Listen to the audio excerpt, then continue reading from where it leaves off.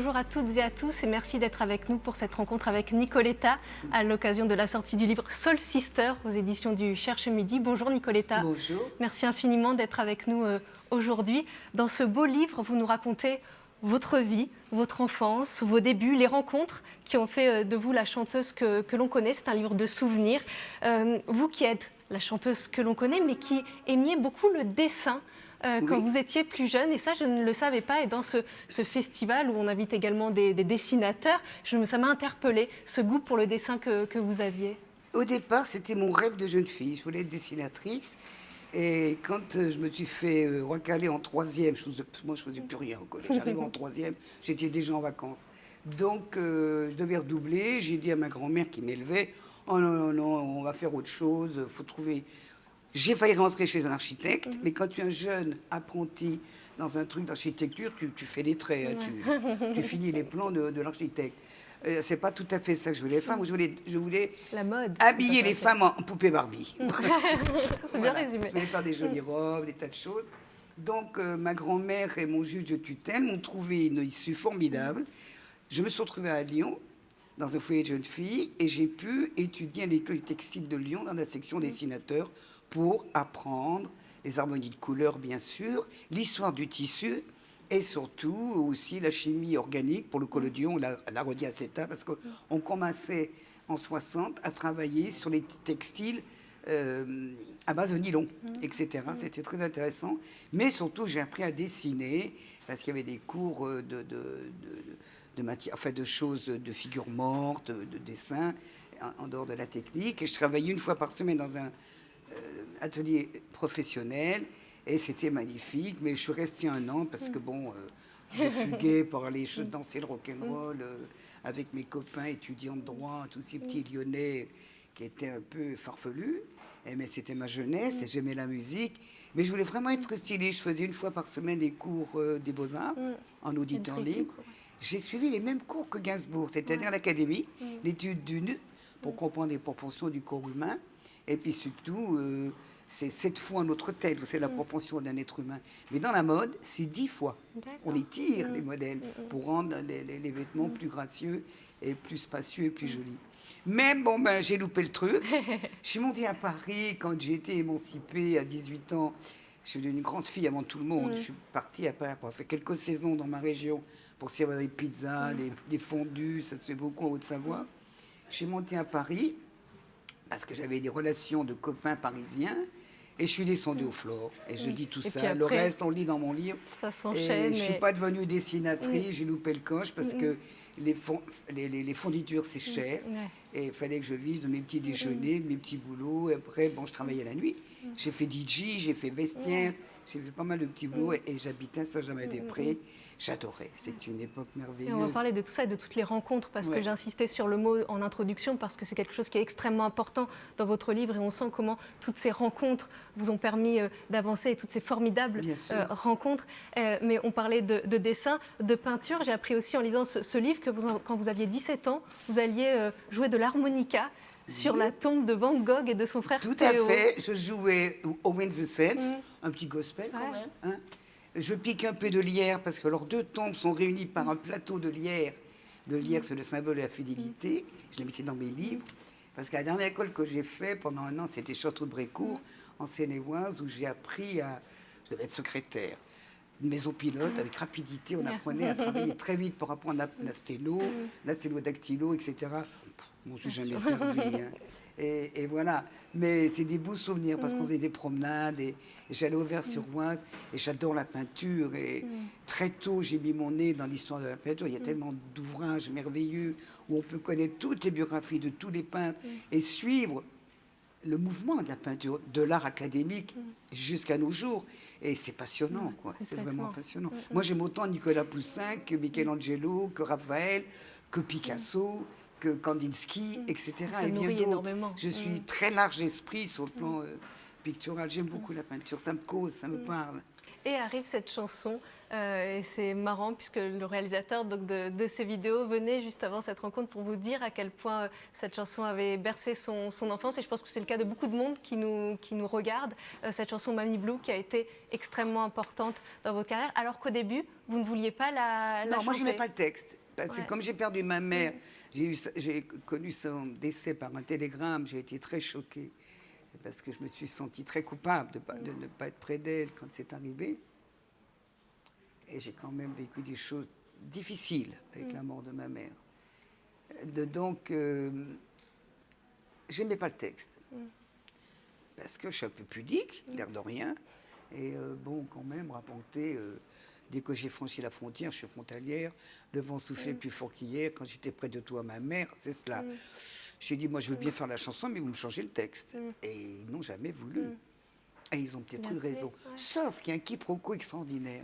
Les gens pensent que je parle d'une grand-mère. Ouais. Pas du tout, je dis ma mère dans la chanson.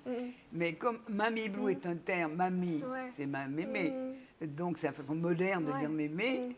C'est ce que vous dites aussi, c'est que Je ça a rencontre permis de plein de remplacer jeunes mémé gens, par mamie. des jeunes filles, des jeunes gens qui me disent tous les 10 ans, oh, c'est vous, ah oui, vous chantez Mamie Blue. Oh, quand j'étais petit garçon, petite fille, à 3 ans, c'est ma première chanson, on me l'a pris pour que je la chante à ma mamie qui a les yeux bleus. C'était Ouais. trop mignon, c'est trop mignon. Mais c'est une chanson qui est dans toutes les familles, j'ai l'impression. Qui a été très importante et qui vous a aussi permis de beaucoup voyager avec cette chanson. Vous avez J'étais fait le numéro tour un du dans monde. toute l'Afrique. J'ai fait tous les pays de l'Ouest. J'ai chanté partout, à Niamey, à Douala, à Libreville, à Kinshasa, à Pointe-Noire. On chantait, oh là là, à Fort-Lamy même, je suis allée dans le désert. Mon Dieu, j'ai chanté C'est fou aussi. de voir l'universalité comme ça d'une Ah, mais chanson. et moi, de voir l'Afrique, comment- j'adore. J'adore. C'est très difficile parce qu'on chante à la nuit tombée, à 18h30. La nuit tombe tôt, hein. Il fait lourd. 95% d'humidité. Tu rentres sur scène dans les stades, t'as les poumons qui sont pris dans une chape de chaleur et de lourdeur. Alors tu y vas, c'est génial. Mais quel public! Ils chantent avec toi, ils tapent dans les mains au bon endroit, c'est formidable. et ce sont des gens extrêmement fidèles. Je suis retournée avec le gospel dans ces pays et ils m'attendaient depuis 20 ans. J'étais pas retournée. Regarde, j'ai tenu avec mon fils, tu vois, il a 20 ans aujourd'hui. Et c'était trop Ah, c'est mimi. génial. Et j'aime beaucoup le Bénin aussi. Ah, le Bénin, j'adore. C'est un pays extraordinaire où il y a toutes les religions qui se côtoient. Et c'est l'endroit où est né le vaudou. Et quand j'ai chanté la dernière fois à Cotonou, il y a 7-8 ans, j'avais 4 chefs vaudou au premier rang. C'est impressionnant, ils avaient mis leur costume de cérémonie. C'est plein de surprises, l'Afrique. Mais c'est beau, c'est vraiment un beau continent. Très méconnu et qui souffre beaucoup. Beaucoup, beaucoup, beaucoup. Alors, ils ont souffert de la colonisation.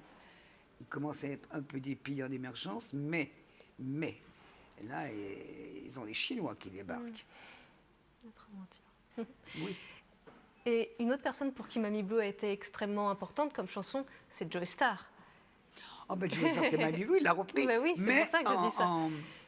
Et la rencontre est drôle en aussi, hip-hop. ce moment où vous c'est commencez à chanter un Mamie Blue, vous entendez une voix à côté un de... enterrement de comment il s'appelait déjà, Tiki Hidalgo, qui était un petit acteur adorable et qui faisait du rockabilly.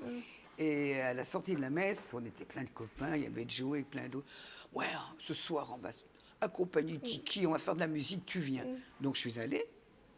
Et les musiciens, ils entendent Mamie Blue à un moment donné, alors ils me disent de venir, je prends le micro, et derrière moi, j'entends la grosse voix de Didier, donc de Joe Star, et on s'est échangé nos téléphones, il a été adorable, et quelques temps plus tard, il m'a appelé, j'ai besoin de toi, viens au studio, etc.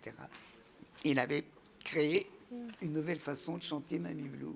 C'est génial de voir que les chansons comme ça peuvent avoir d'autres vies et peuvent être Mais je complètement crois que réinterprétées par c'est d'autres une bonne personnes. chanson. On peut faire ça avec des bonnes chansons. Des chansons qui ont une vraie solidité sur le plan harmonique, sur le plan mélodique. C'est costaud. Et ça me fait penser, même si ça n'a absolument rien à voir, mais parce que je pense en termes de collaboration, justement, vous évoquiez tout à l'heure Idée Noire, où là aussi, c'était une superbe collaboration. Qu'est-ce que j'ai aimé! Et avec comment dire, ce pressentiment, ce que vous avez senti immédiatement, qu'il ne fallait pas que vous la chantiez comme vous aviez l'habitude de chanter. J'ai chanté en voix de tête, Exactement. l'octave supérieure. Je me dis avec la voix chaude et tendre de Bernard, c'est quand même, il a un souffle, Bernard, il n'a pas une grosse voix, il chante très bien, il swing super, il écrit très bien. J'ai dit, mais je vais lui aplatir sa voix, ça va pas être beau. Parce que les duos, il faut les réussir. Il faut faire très attention, c'est très délicat. Donc, j'ai attaqué en haut. Où es-tu? Et ça donnait ce son. J'étais pas vraiment présente. Et le texte dit, il n'entend pas sa chérie. Où es-tu quand tu es dans mes bras? Est-ce que tu penses à moi? Je deviens une réminiscence. Et la façon dont je l'ai chanté, bon, j'ai peut-être fait un miracle ce jour-là. Et puis j'étais impressionnée par Bernard aussi. Donc je voulais que ce soit bien. Et voilà, comme une petite fille, parce qu'il est impressionnant, Bernard. C'est quelqu'un. Je le connaissais très peu. Et donc voilà, et il était très heureux et content. Et puis voilà. Cette chanson est absolument géniale, effectivement.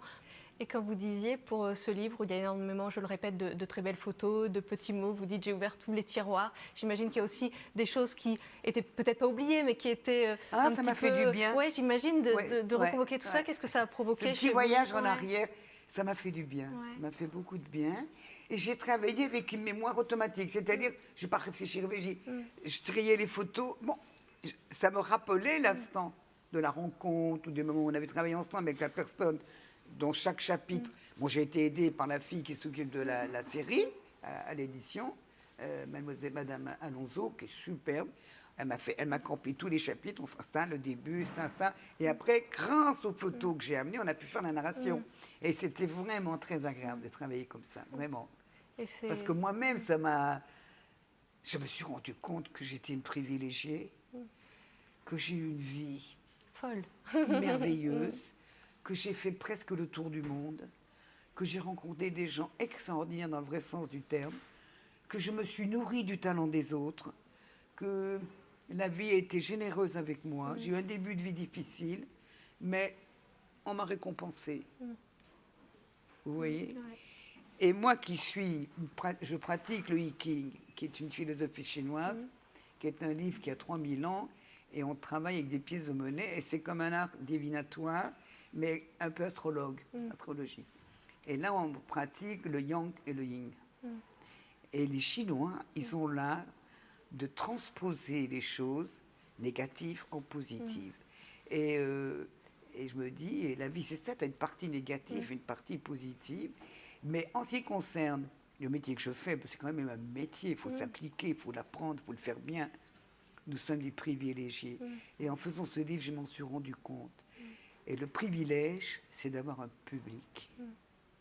Et ce public, on ne sait même plus comment lui dire merci. J'ai fini d'ailleurs le livre en leur disant qu'ils sont le miracle de ma vie. Tous ces gens, ces milliers de gens qui sont venus m'écouter chanter, qui continuent encore à m'écouter, ben moi, ça me surprend. Chaque fois que mes salles sont... J'ai fait une tournée en 2019 complète. Je vous assure que chaque jour... Il y a du monde, mais c'est complet.